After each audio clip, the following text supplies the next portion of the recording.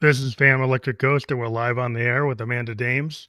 You're the Kink Consultant, and welcome to the Phantom Electric Ghost podcast. How are you doing today? I'm doing really well. Thank you for having me.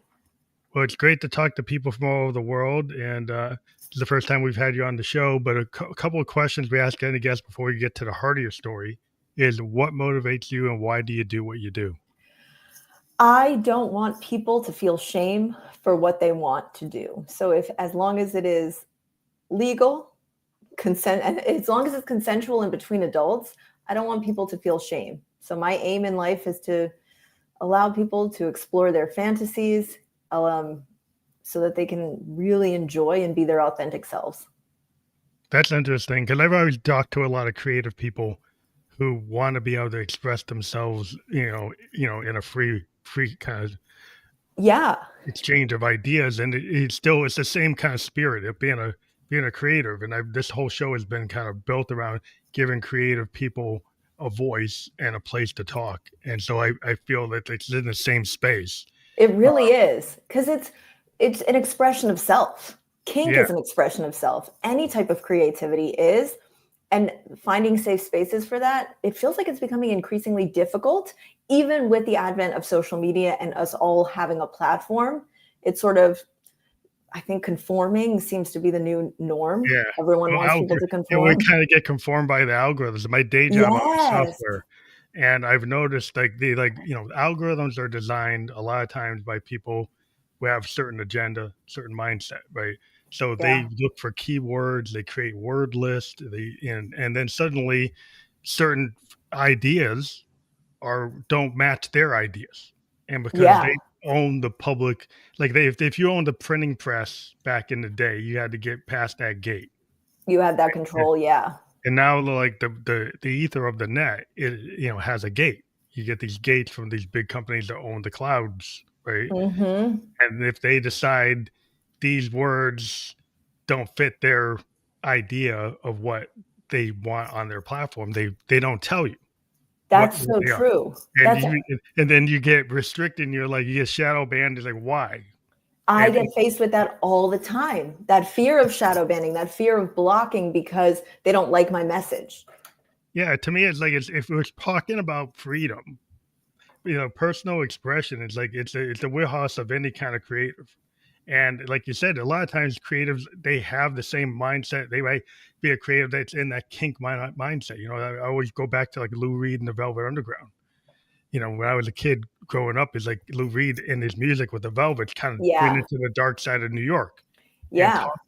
talked about sex, other things, like in a way Yeah. that songwriters hadn't been talking about it. They weren't documenting that. They were told to stay within a certain parameter, and that's okay. And then he comes along, he's like, He's like, maybe I want to talk about this. we'll Yeah. talk about other things. Bowie kind of championed him and, Hmm. and kind of got him out there where you end up getting Walk on the Wild Side. Finally, with something he was doing in '66, he's talking about those things. You don't Yeah. get to the '70s where it finally gets this point where Walk on the Wild Side becomes this idea that you can talk about kink in a song and get it on a radio. But they Yeah. kind of did it in a way that censors didn't pick up on it. Yeah. But you know what's really crazy is like we still like on social media, we're still in that space. It's like, oh no, the children might hear. And I'm not saying I want children to hear and understand all of this, but I Mhm. want people to be informed. And if I'm educating, like that education doesn't just belong to people who are over 18, you Yeah. know? Well, I think everybody has a right, to hear something if it's not going to damage you, like you're not putting out hate speech. Yeah, exactly. You know, Yes. because my whole idea is like some people feel is like they rather protect the hate, and then the sex and the kink and other types of thinking, that's dangerous, but the hate's not. That's such a good point. Like I could, and they encourage the hate. That's the Yeah, other thing. They're like algorithm is set up so that the comments I see are different from the comments that someone maybe on a different end of the spectrum might see, depending on what we're going to engage in and get more angry about. They're yeah. trying There's so to, much spectrum. People all over the spectrum in terms of what they see in their life as like what's acceptable to them, right? Like Yeah. what they can feel. And my whole thing is like, okay, if you don't like it, you could turn it off, right? You don't like it, you cannot look at it. Yeah. And you Yeah. want to control the public square and say, even though it's not my business, it's your business. It's like, what? Why is it your business? Yeah. Yeah, I know. That's But we'll get to definitely. the heart of like your story in terms of like how you got to this. Because I guess you were working like in a traditional type of job, and then you found your way into this. Maybe you kind of give Yeah. a backdrop, and then we can talk about what kink is, or maybe Yeah, give the story. absolutely. So I always say I was born kinky. I knew that I was into kinky things. I didn't fully understand what it was, but I knew that I was into something different from a very young age. I was obsessed with spanking and would try and organize kid games where we'd play house and someone would get in trouble and get spanked. And I did that a lot. And as I got older, I realized, oh, this is kink. It's sort of sexual. And I figured when I'm older, I guess I can explore this with someone. The exploration went deeper and deeper. I ended up reading a book about a woman who was a professional dominatrix, and I decided I want to do that someday. And I kind of put it on the back burner. I went to college, I got my degrees. Then I moved to New York City, and I got a job at the Wall Street Journal, and I was training their customer service globally, and it was an amazing job. But I was like, I'm not making enough money. It's New York City. I can only afford rent. Let me get a second job. And I went and looked for a dominatrix job because it was the perfect career. It paid cash. So your side gig, you found something like any person goes on their side gig, it's like Yeah, yeah, people are always side gigging for stuff, but you found something that kind of spoke to what you would already were yeah, feeling. Like it's like a musician that goes like, I want to go try be in an underground band. yeah. It was basically like that. Yeah, I found a dungeon on Craigslist, went and interviewed, and got the job. And I worked there 3 nights a week. So I'd go from the Wall Street Journal, shut my laptop down, run down like 10 blocks to the dungeon. It Mhm. was super close, and I would start my shift there and work until 1 or 2 a.m. in the morning. Well, you had the benefit of being in a city that had that kind of The opportunity infrastructure was and there. structure for Yeah. that. In certain places in America, you probably wouldn't have that. No, certain places. So here's the thing. This stuff exists everywhere, but not like a dungeon. I would be working probably out of my own home, and I would have had to go find clients myself, whereas this allowed me to find clients. And That I was worked, already kind of structured. That was yeah. built set up for it.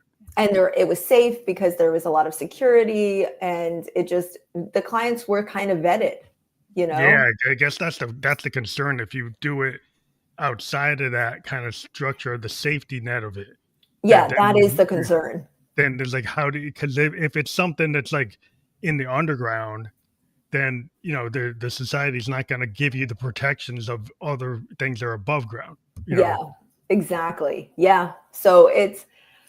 And that happens. A lot of people run into trouble because they're working with people who aren't vetted, and there's no way to tell, but that's the risk you take. And I'd say 99.9% of the time for everyone, it's totally fine, but there's always that 0.01% where something could go wrong or yeah, just not how you want it to. yeah, you want to make sure things are vetted and you're in a safe. People want to be in a safe place and to be like if you're like a musician and you don't want to be in a place where you're going to get attacked for your like if you're a band and you're a political band. Yes. You want to be able to go on stage without fear of somebody trying to take attack you, Yeah. right? It's like the same 100%. it's the same kind of mindset. Like if you're going to be like MC5 or Rage Against the Machine, you want somebody protesting and you can't get out of the gig safe or they're going to attack you. It's like you don't need that. You want to be able to do what you are born to do or feel great doing without people making judgments or trying to control you. Yeah, you need to be in a space that's set up for it, right? And like some of it was how it was decorated, but a lot of it was the safety and just being Mhm. able to know there are people there if you get into trouble.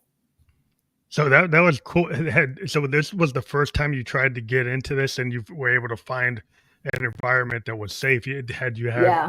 This was the first time you dipped your toe in it. Yeah, it was. And it was a safe environment. And let me tell you, the first day I went to work, the way it worked is a client would come in and all the girls who work there would go meet. Now, you're not getting paid unless you're seeing a client. So you're just sitting around, you have a shift, zero pay unless someone comes in to see you.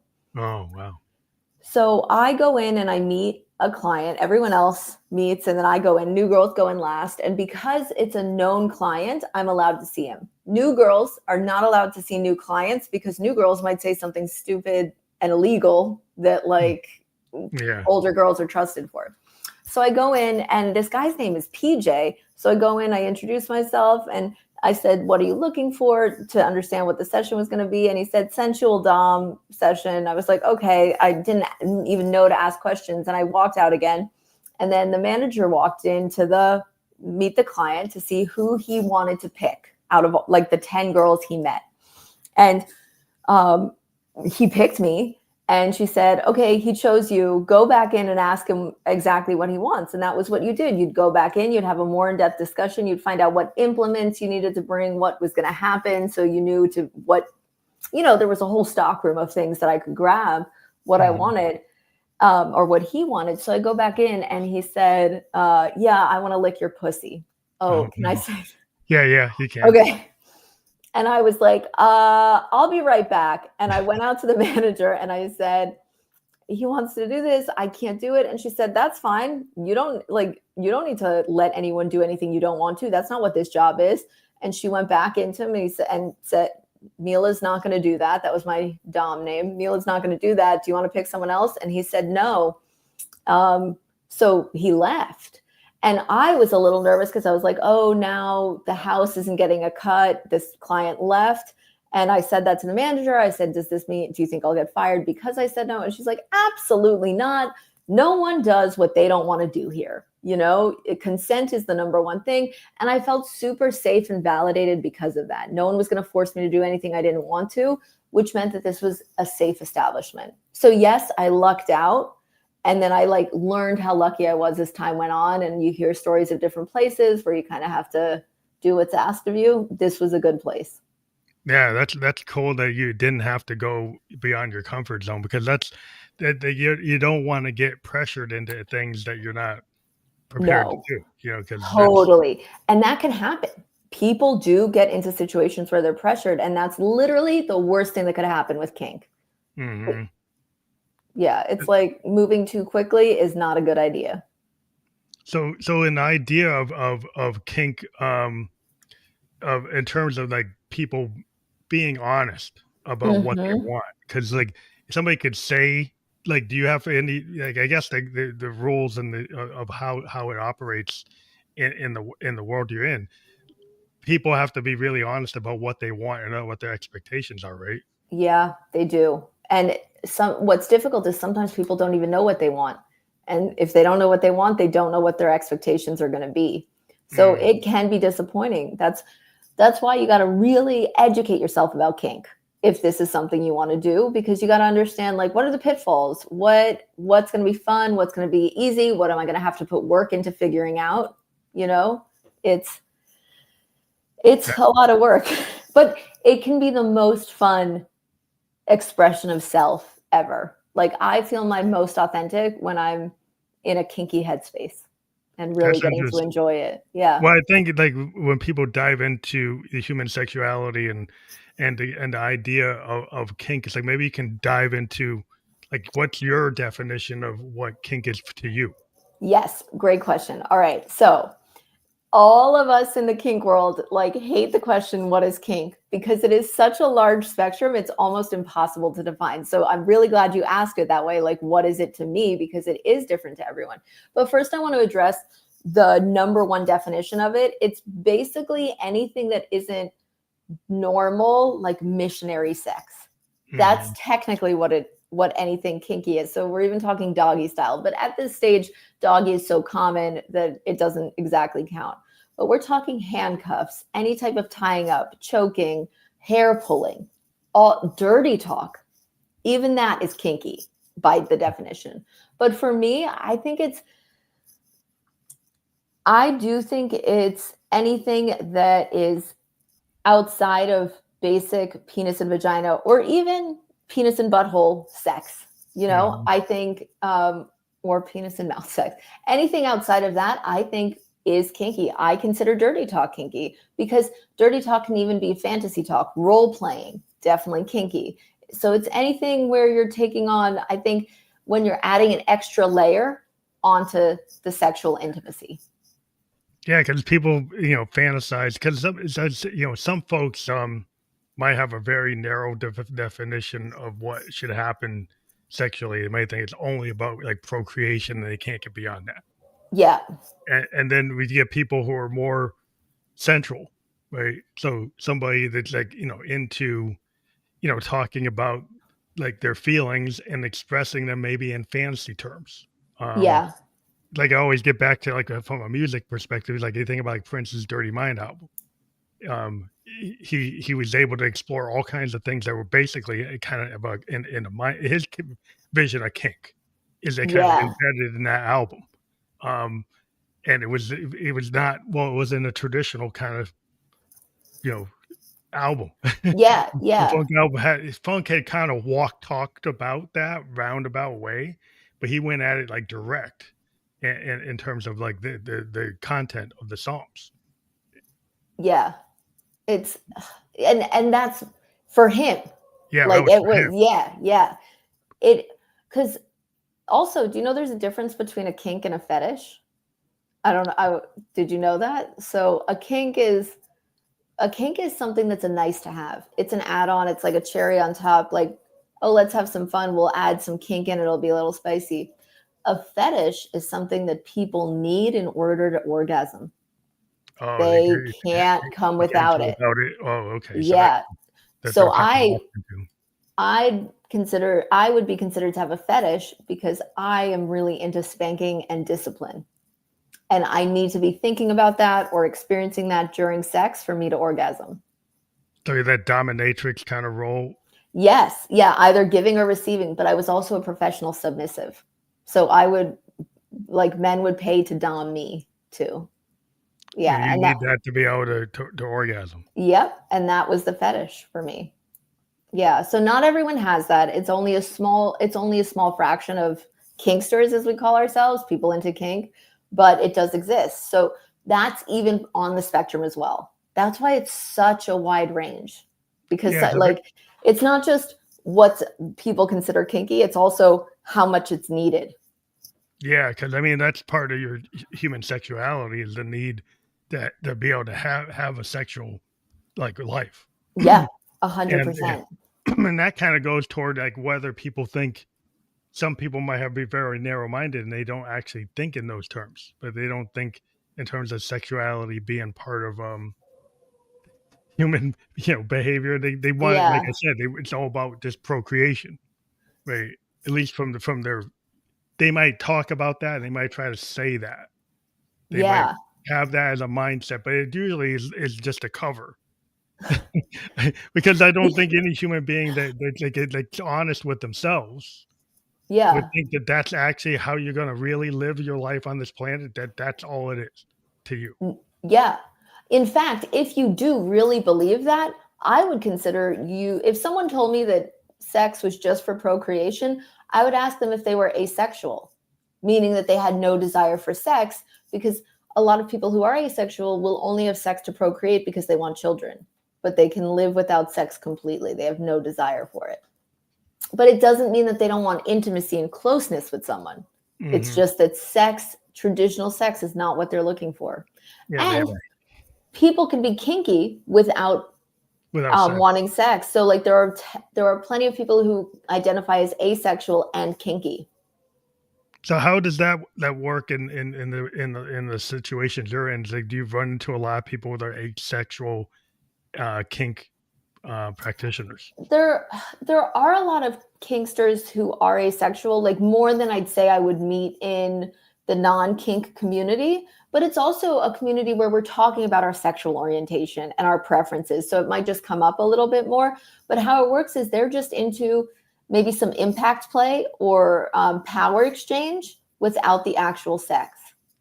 And sometimes they might be into service submission where they like to serve somebody, but they're not interested in taking what we'd say, taking it all the way to full Mhm. on sex. the intimacy for them and the connection within the dom sub space is enough. Do you find there's a lot of people? I mean, what percentage of what you have to in your practice is that in your day? So I have very few people who are asexual. In fact, what I've had is people who say, I think I'm asexual. Can you help me figure it out? And Mm. most often, when I get to the root of the ones who come to me, they are not asexual and there has been some trauma that they need to work through. However, with that said, I have spoken to plenty of asexual people who have zero trauma. I just recognize if they're coming to me, I think what's happening is they already have an inkling that they're not asexual, but they haven't experienced sexual desire, and they want to figure it out. So I help them with that. Is it a lot of times you run into people where maybe in their kind of double life where they put themselves in a kind of a box that actually isn't really true. Like it's not they're putting up a facade and I they think need to find their real selves, and is their real self the kink self? that's a great question. I think that a lot of times our safest space is not being in our authentic selves. And that's a self-defense mechanism. It's a protection for us, because if we're not being our authentic selves, then our authentic selves cannot be rejected. Okay. So I think that if we know that it's not normal to be kinky, it's really easy to just deny it and push it down and push it aside. And that happens a lot. And I think that by the time people come to me, what I hear a lot of is I get a lot of men who are 40 or in between 40 and 60. And what they've been taught their whole life is their male primal behavior is not welcome and it scares women. And that is a general message. And I do think that can be true. But with negotiation and consent, there is space for that sexual energy. And I get a lot of men who want to be dominant and have always wanted to be dominant, but they were taught that was wrong. Mm-hmm. And then I need to work with them to undo the years of programming that told them what they want is wrong. So that's something I do a lot of. Yeah.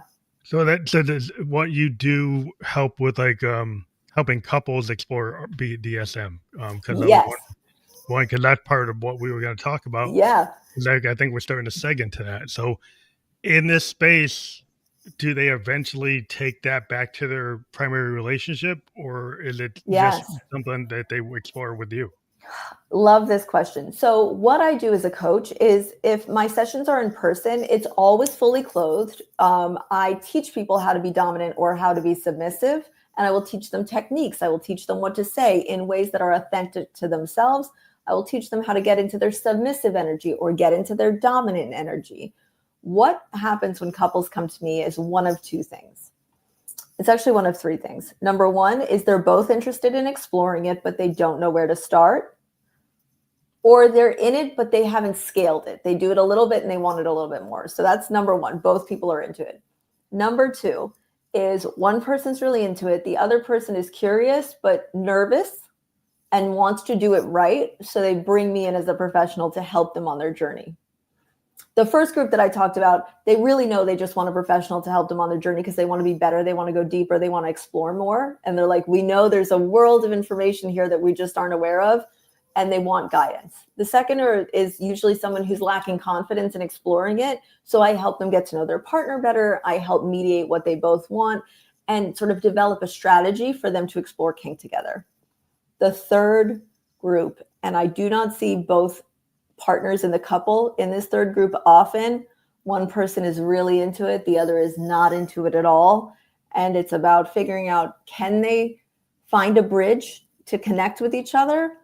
Or does one of them actually need the kinky person have to either accept it and sit with the disappointment and process it, accept it, and they open their relationship so one person can explore kink?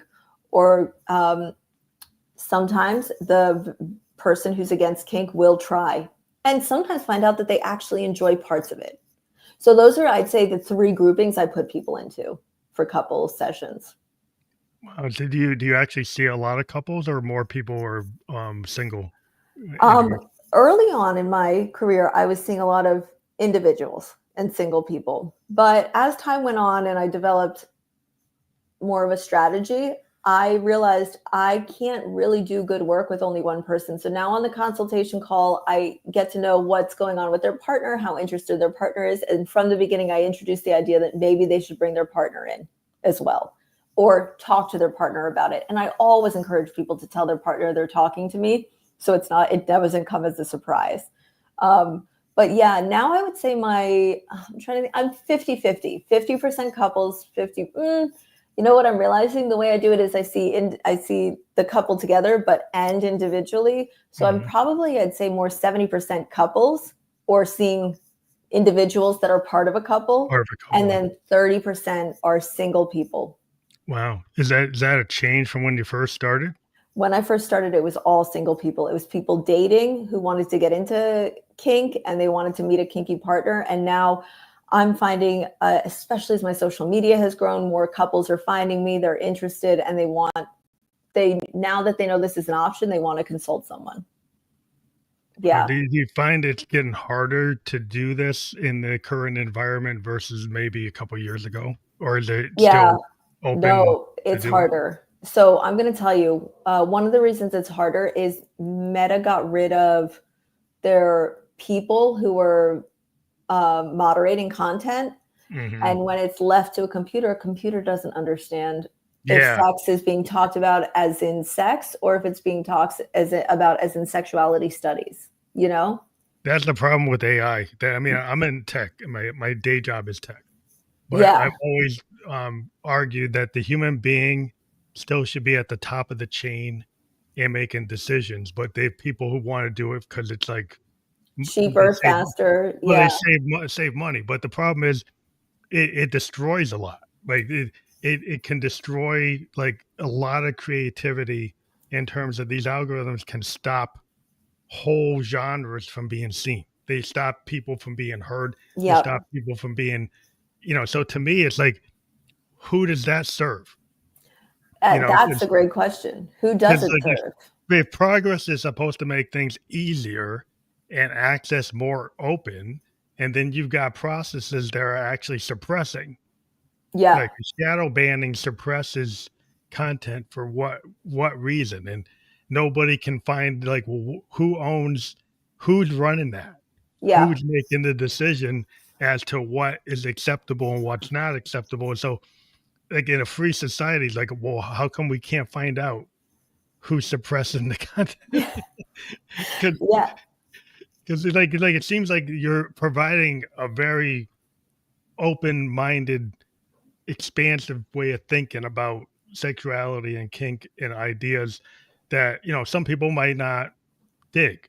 That's fine, they don't dig it, but they shouldn't control the public square in terms of like, okay, if you don't like that, you don't have to deal with it.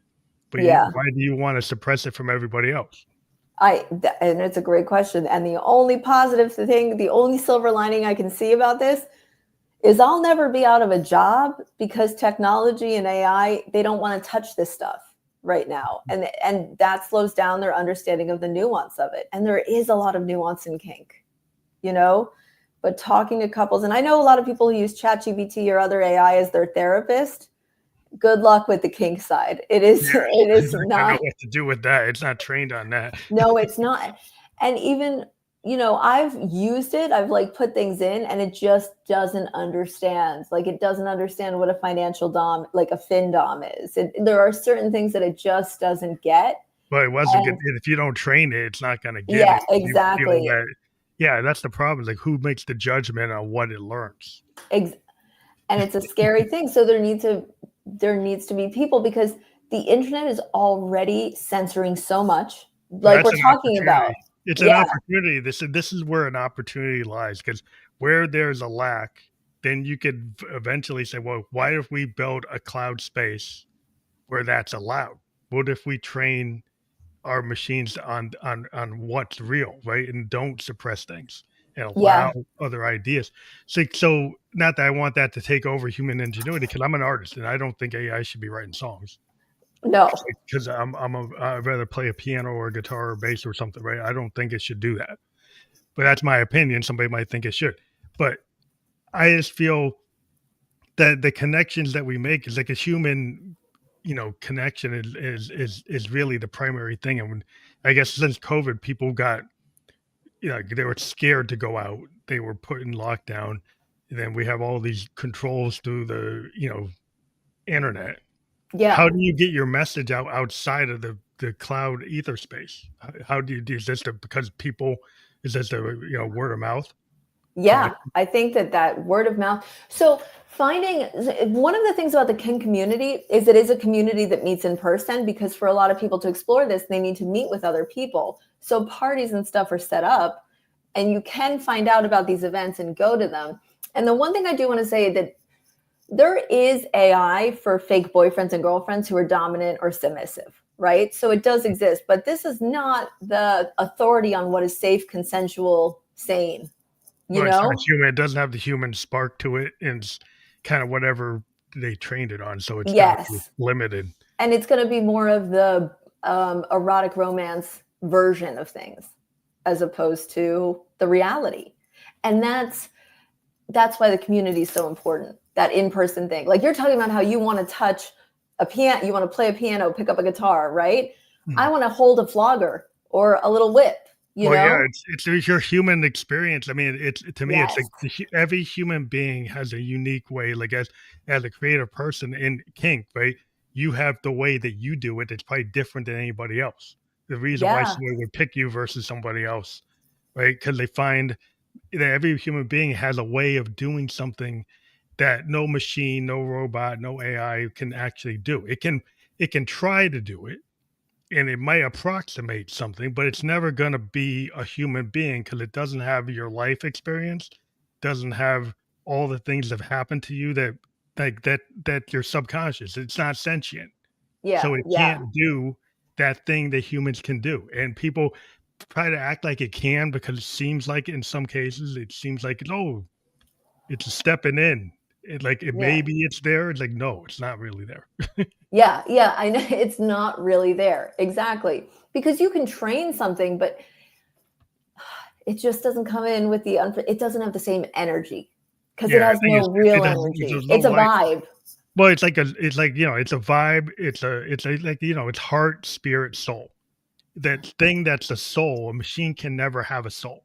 It doesn't have a heart. It doesn't have spirit. No. So it can approximate as close as whatever you trained it on, and it could get into some loops, and maybe people could be happy with that loop. But it's never going to be what you are as a human being. It's like it can't do that. It's like why an actor, somebody's going to always want a real actor, a method actor, or somebody knows what to do with their eyes, knows what the nonverbal things that a really great actor does, without even saying anything, from what they do with their movements. Yeah. I would think that kind of acting capability that when we talk about in film, like in real life in your space, isn't that part of what you bring to the table? Yeah, it is something it's definitely something I bring to the table as a teacher too, who teaches other people. It's interesting though, I've heard some really good feedback about these AI trained DOMs and subs, right? Mm-hmm. But it's that thing that there's no real person behind it. And I think that's always going to play on your mind. Yeah, as much as you enjoy the fantasy of it, it's not real. Yeah, I think people are always going to want that human, like if you get into a situation where it's a human connectivity, like you're in the room with a person. Yeah. Now, when we get to advanced robotics and androids, someplace 20, 30 years from now, maybe they get close to like a data level, like Star Trek level type of thing. We're not there. We're not in that space. So we're not in this place where we can synthesize like Blade Runner and Android like that. And that whole science fiction movie had like, androids that seemed like they were human. But we're not in that space. And I would like, why would you want that? Don't you want the human connection, or do you want to just be so controlling that you want a machine? I don't know. So what I always think about is the haptic suits. Okay, can we just talk about that for a second? Yeah. Like, so I often think like if I had a haptic suit and I enjoy being spanked, and this suit could give me that same sensation of being spanked without a real person, mixed with the AI DOM, how would I feel about that? you know, so I'm like, I wish I could experience that just to Mm. know how How far close it is. from How how close it is. close it is, or Yeah, how I far. think it's probably not as close as a real thing, but getting Definitely closer not, all but getting there. And yeah. it's almost something I can't speak to because I've never had the experience. But I know for me, the human connection and the mind play, the Well, I think a mind fuck. mind, I guess that's a sentient thing again. It's like Yeah, your yeah, mind and your personality. yeah, You know, AI could try to replicate somebody's personality, but it's human brain is so the human brain is the ultimate computer.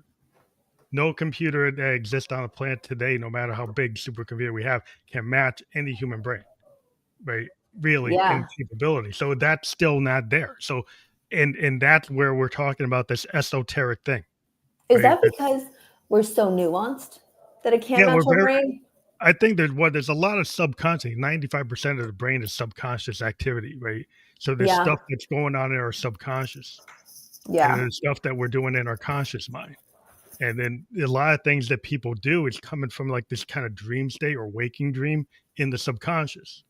And so there's all these things. And the more you can tap into that subconscious, the more you could break through some barriers. And then if your real subconscious is like you're a kink, but you're suppressing it, but it's in your subconscious, it's there. And then you tap into it, mhm. it will come out. So people give themselves permission structures, and some people don't have permission structures. So they stop themselves from achieving or doing things or being who they really want to be. People are more tapped in to, you know, lowering those barriers, Yeah, yeah. then they'll be probably more respect. And I think what you're doing when you're talking about your kink, it seems like you're getting rid of some of those barriers where people are actually tapping into their true self, which is in the Yes. self.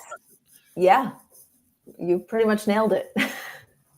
That's what I believe. But I mean, I'm kind of in that esoteric space that thinks about those things. Yeah. I mean, are you open to can I ask, have you explored kink at all? uh, not physically at all, but in my music, I actually created a character in my music called Josephine Electric, Yeah. like in my alter ego, and I use like technology to do a female version of myself. And her songs are very kind of sexual, and they go through like fantasy and role play through my art in my music. Yeah. And part of my band with my band, Fam Electric Ghost, is I created this character, Josephine Electric, and she is kind of a dom, and she goes around and kind of in this dom mindset, and her songs explore things that I wouldn't do as me, as the male version of myself. So I kind of tapped into the female version of myself and expressed that through that, you know, through a fantasy through my music, but That's amazing. never did it in real life. But through the music, I do it. So I Yeah. got like lots of records of her being that. Is there anything that inspires you, the things that makes you think, "Oh, maybe I should try this," or "Maybe I would like it"? Yeah, well, I probably yeah, you know, in my fantasy world with Josephine, I've always kind of explored that in my mind, but never physically done it because of you know, my responsibilities in my family and probably my wife's feelings about it. But Yeah. I think it would probably be like if I was single and I wasn't married, I probably would have gone totally into it. Um, Wow, that's a big statement, but you're okay, do you think that is it something that you're disappointed you didn't get to go into, or it's just a it would have been nice type of thing? I think it would have been something because my mindset was there. You know, when I was younger in my 20s, I kind of created this Josephine character as a story, like, as a like a as a novel I was working on.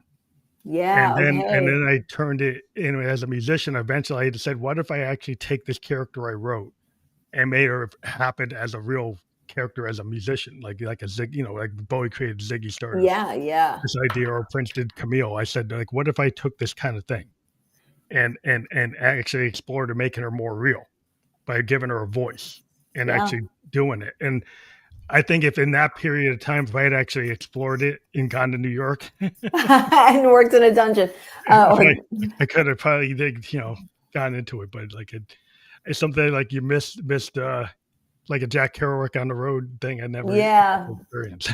Yeah, and that's so one of the things that I will say is it was scary to go be a dominatrix and do what I did, but it's one of the things I'm proudest of in life, that I went and did it, because I think I would have spent my whole life wishing I had if I hadn't done it. And I think that's something that doesn't affect everyone. But when I did the work, I dealt, a lot of my clients were 50 to 60-year-old men, 55, 65. And I wasn't the best dominatrix in the world, but I talked to everyone. And I love talking to my clients. And something that struck me about all of them is they all say that they wish they had known this was an option, because they may have looked for that. They may have actually really pursued it because they love it so much. But instead, they did what they thought they were supposed to do, married who they thought they were supposed to marry. And that inspired me, because I realized people need to know more about the options available to them. And I'm not saying that you at all, but my point is that's why I think what it taught me. I think a lot of times we don't know if there's a safe space to do it, and we don't know what's out there because society kind of puts all these things out, warnings. Yes. You're in danger. Like, everybody looks for safety. Everybody looks for 100%. security. They look for like the norm. They want to be like, keeping up with the Joneses. They want to do what's expected. And we're kind of given these social mores of like what to be. I was a sociology major, right? And the idea, like, people don't want to be in this space of like anomie, was like you're disconnected from society. You want to be part of the pack. If you go outside the mores, then you get isolated and you could be, thrown to the wolves. Dangerous. Yeah. Thrown to the wolves. And so people tend to not want to get out of that, safety space. And we're fed this scarcity mindset too, that like what the norm is, that's what everyone wants. And the more I do this work, the older I get, the more I'm like, everyone is the same, but everyone's the same by being different. Do you know what I mean? Lots of people are having marital problems, right? Any married couple, there's no perfect life, right? The problems are different. I think a lot of times people have expectations. They think the soulmate is going to solve all their problems.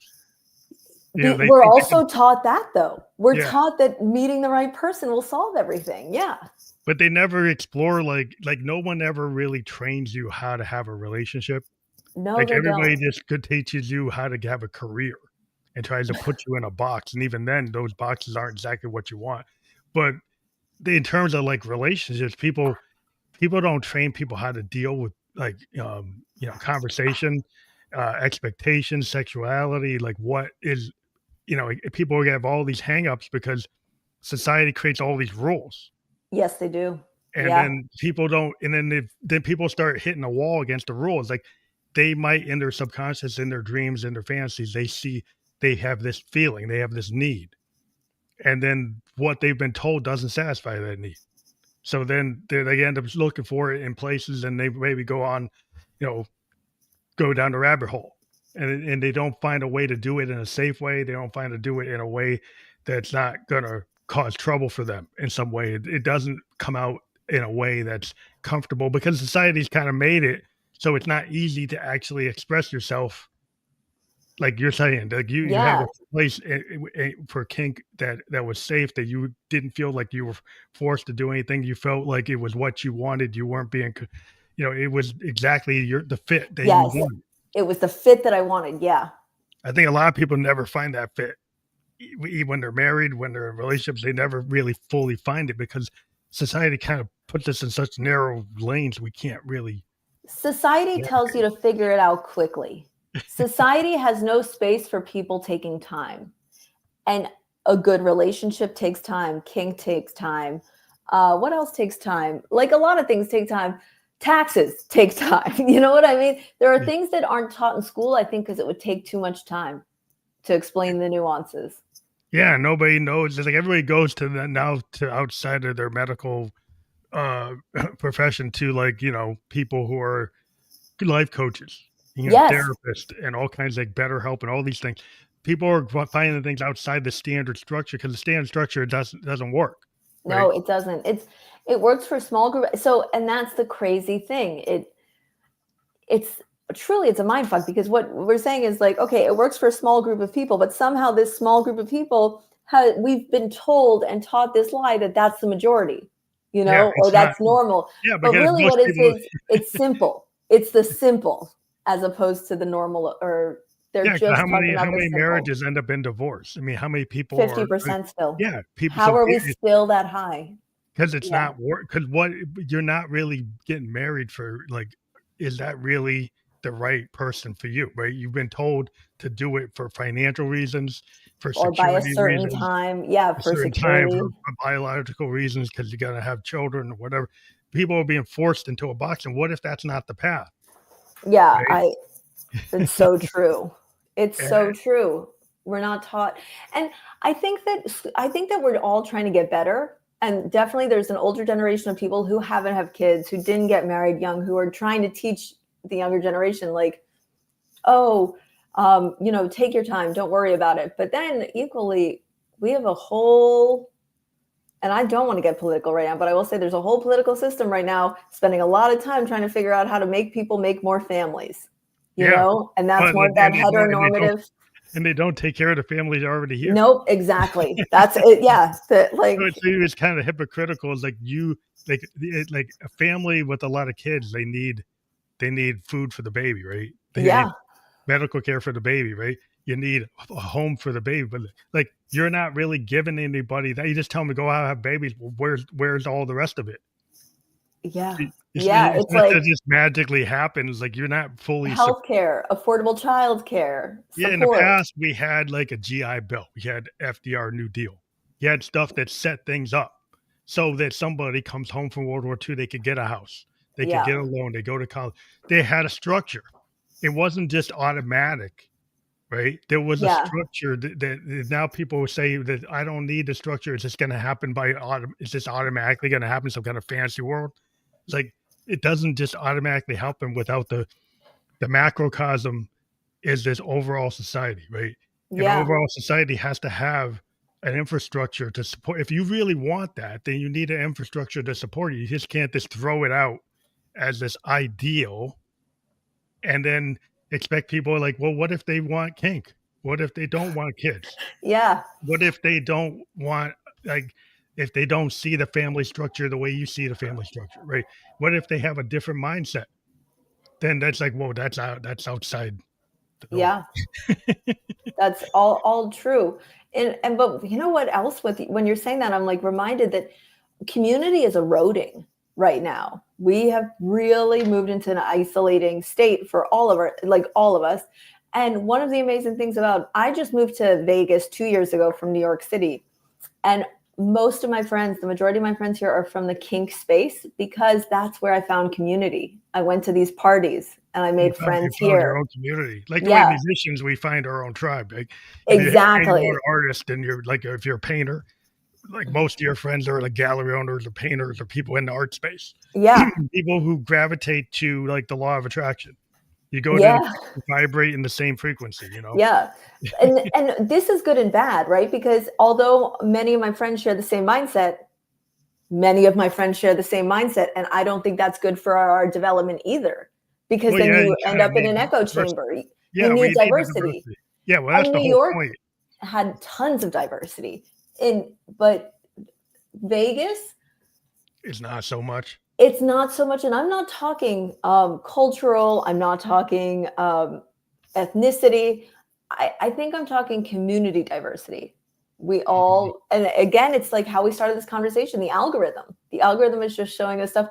I haven't discovered new music on Spotify in months because the algorithm is so good. It just Yeah, well, knows it what I just want to gives you hear. what you thinks you want. And it's the same thing over and over again. And That's that's why what the internet has done too.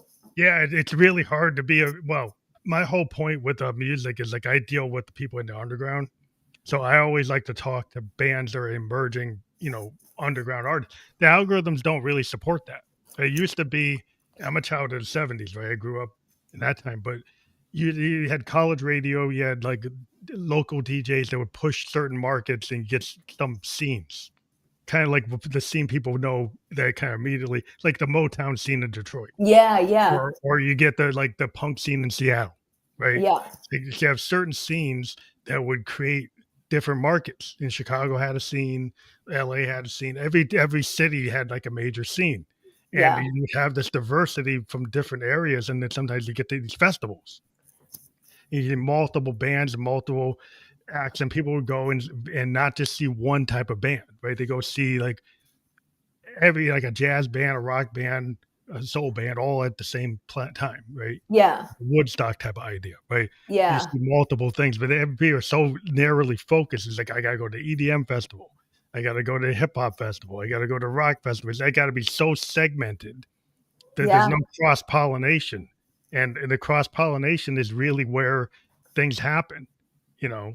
And Yeah. we're not seeing the cross pollination of art because the computer is kind of interrupting the normal human behavior is to kind of cross pollinate, but we're being kind of short circuited by these algorithms. Yeah. And I'm thinking about how that, so you know what? And then that may have been the start of it, or it may just become that way now. There is something else to this that I might, I think that humans, we now expect to be catered to in such a niche way that even in the kink community, do you know the kink and swingers community do not mix? Oh, they don't. So no, and you would think like, oh, open-minded sexual people, of course they're intermingling and talking to each other, but they're not. And the fundamentals are so different in how people view consent, which is very important. I'm not trying to say that I Mhm. fall on the kink side where consent is even more important. You go to a swingers party, someone's putting their hand on your back and just like trying to flirt with you. You go to a kink party and someone says, "Can I put my hand on your back?" You Yeah, know, that's the different. difference. Yeah, it's a difference. Yeah, some Yeah. people probably would not feel comfortable because it's like they have an expectation, right? Yeah. And equality is big in the kink community in terms of there's no ladies' nights at kink clubs. Like everybody's like showing up and paying the same amount. There's nothing special there. Whereas in the swingers community, there's a lot of ladies free type of thing, you Mhm. know? Yeah, Um, that's interesting. so there are differences there too. And I wonder sometimes if we're so used to being catered to in such and so used to leaning into our own niche, are we losing the ability to mingle with others? And this Well, is something I think yeah, about everywhere. I think our Politics, community, everywhere. Yeah, I think our individualism has kind of become our like our worst enemy, um, absolutely. because of what people fail to understand community. Like I lived in Japan Oh, for 2 wow. years, Yeah. and what I noticed in Japan as an example, and there's people might get upset, whatever. Like in Japan, when people get like flu season, people would just automatically put their mask on. Yeah. They would care about like not infecting other people. It's like in the culture not to do that, right? They would say in their Yeah. mindset that they would do that. And then they also have another example, like walking down the street in Shibuya, Tokyo. Like all the Japanese were walking like one direction. All the people, foreigners would not realize that that's like the direction that that sidewalk goes and go the opposite way. You could see the foreigners versus the indigenous Japanese. They didn't understand, like they would have structures that were kind of built for Yeah. like their society had certain structure to it, but the Americans didn't get it. Right? They just felt like they could just do whatever, and it Yeah. totally they disrespected like the culture that's got it's the interface. They didn't even recognize it, that there was a certain Yeah. like this sidewalk is going this way, and Americans going the opposite way, and you just sticking out like a sore thumb.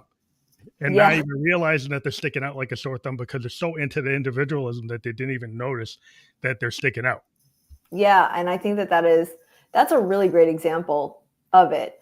Have you been, I don't know if you spend a lot of time on social media, but there's a lot of people making posts now about how people are talking about the isolation epidemic, the loneliness epidemic, but then they're forgetting that like in order to have community, you need to show up for community. You Yeah. need to not cancel plans last minute. You need to be someone who's there and present and giving as much as taking. So that, and that's the thing. Being in community, it takes energy, it takes effort. You got to be paying attention to what's happening. Like, what way is You everyone can't walking always on the sidewalk? it can't always be my way or the highway if you're gonna be in the community, right? Yeah, and I think I grew up in Ireland, so I'm not saying Ireland is not definitely not Japan, but I think people are very aware of other people and situationally they're very aware, whereas they're taught to be that way, you know? Mhm. Whereas I think there is a certain individualism that's taught here of like my way or the highway. This is America. This is how we're going to do it. And I love living here.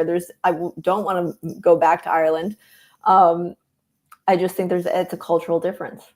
Yeah, I think there's a point where it becomes like a diminishing return of your individualism is actually caused. Ooh, yes. I Yeah. think there's a point where, like, if you can't have a safe public square, like if you can't feel free to have an exchange of ideas without getting into a shouting match or An violence argument. Yeah. arguments, is like this. There was a time when people could have a civil conversation, and Yeah. now it seems like it's like turns into road rage. It's like how Yes, but like it's like I'm guilty of that. I am guilty of someone telling me something specific, a belief they have, and I'm like, "Are you crazy?" I too. yeah. Well, I think it's kind of we're all primed for it. We're all in our Yeah, camps, and yeah. nobody has like the diplomacy. And I Like try. I work on it, but yeah. the diplomacy, like the whole idea of diplomacy. Now people say, "Oh, that's weak." Like, well, somebody has to, like, you have to have this exchange of ideas. Like, I mean, if you go to college, you're like, my brother went to Harvard, I went to Bowdoin. I mean, he also went to Brown. And it's the idea back in the 90s and the 80s. You go to school, you can have a conversation. I remember, debating different political parties, like being the young Democrats and young Republicans versus like the guys who were in the green, green Yeah, Green Party. Green Party, and then we would have these debates, and we have like legitimate debates, and nobody's like saying that person's like evil or that Okay, person's bad. We're but able to have a conversation. do you think that so they've talked about the Overton window of what's central or what everyone sort of agrees is like the center point is moving. And do you Yeah, think it's that's moving. affecting like because now I think both sides are out like we accept the fringe a lot and I think that Everybody's on the fringe. I don't is everyone on the fringe or does it just seem like that? It seems like we've got very distinct camps, and some people is like, well, this is the problem. Is like, is that the only way? Like, there's some people always say, well, this is the only path, right? So it gets kind of cultish. Like it gets like if you Yeah. get on a path, it's like this is the only path. So you could be on a left or right, and you could have a very rigid mindset. And if somebody goes outside of that mindset, like what if somebody goes and is like, get a cancel culture type of person. And if this person says X, then you got to cancel it. But then on the other side is free speech, right? So then, like, Yeah. well, so hey, are you in the ACLU, right? But then you canceled this, right? And so it's like Yeah. which was it used to be that if you were a free speech person, it's like where you could accept that, like somebody in the Nazi party could say something, and they could still say it. Now you don't agree with it, but they could say it, right? Now you actually Yeah. saying you can't say it at all. Now, and I don't agree with what they're saying, but the idea of the free speech is that you can have both things happen, and they will have consequences for what you say. Free speech isn't without a consequence. Just because you say something doesn't mean there isn't a consequence to what you say. I think the Yeah. people have lost the full picture of it. They Okay, but what if the consequence is being canceled? I guess it's the movement of canceling people that's Yeah, that's because new. yeah, I mean, we get canceled on both sides now. Like, you get canceled on the left and the right. Yeah, you do. They Do you know who's going through that right now? Target. Target was canceled by the right. Now they're canceled by the left, and they're suffering. they go either way because Yeah, it's probably hard. It's hard to get to that middle yeah, overlap. You get the it two is. circles together. Like, where's the media? Used to be Americans like to be in the middle. Now they're kind of going into like the scattered of the outer join. It's like going outside of it, and they're Yeah, not finding that common ground. And the common ground is kind of where like our politics always was kind of in the middle of a common ground. and 'Cause but from what I understand, we actually are still all in the common ground. There are just these hot button issues that get fired up and get yeah, people fired up. well, I think sometimes people don't actually understand their own interest, right? So they vote for something that's outside of their own interest, and then they don't fully understand what they actually, selected. And then the other side will try to convince them that they don't understand their own interests. So that argument works both ways. It's like, Yeah, oh, no, each side is telling each other. But yeah, I don't disagree that we're not sure of what our own interest is. Okay. yeah, I think that's what it comes down to is that people like if somebody was taught that kink is they can't like kink, like they're Yeah. told they can't like it. because it's not normal. It's not, evil. That's what people do get taught. Yeah. yeah. Then if they try to go to the other camp, like everybody in their camp's going to say, well, you sold out. Yeah. It's Or you're like, doing the wrong thing. You're being bad. Yeah. so then it's like, well, how do you live in the middle ground? Well, like you are on one side and now you're on the other side. Now you're kind of in the middle, and now you accept it. Like, are you on all, how do you live in that world with balance? It's like there's things are out of balance because like people should be able to have like a light bulb moment in their life and say, oh, I thought this and now I think that.